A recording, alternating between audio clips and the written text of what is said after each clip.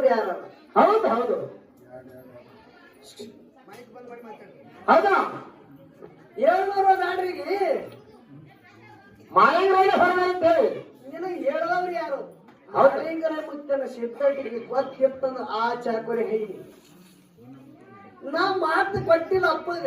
ಹೌದಾ ನೀ ಕೊಟ್ಟವಿದ್ದಿ, ಹೌದು ಒಬ್ರಿಗೆ ಬಿಡಂಗಿಲ್ಲ ಅಂತ ಹೇಳದಾಗಿದ್ದಿ. ಹೌದು ನನ್ನ ತಮ್ಮ ಅವ್ರ ಜೊತೆ ಯುದ್ಧಕ್ಕೆ ಹೊಂಟಂತೇಳಿ ಅಣ್ಣ ಜಕ್ರಾಯಿನು ಬಂದು ಹೊಡೆದಾನ. ಹೌದಾ ಇದು ಗೊತ್ತಿರ್ಬೇಕು ಸಿದ್ಧಟಿಗೆ.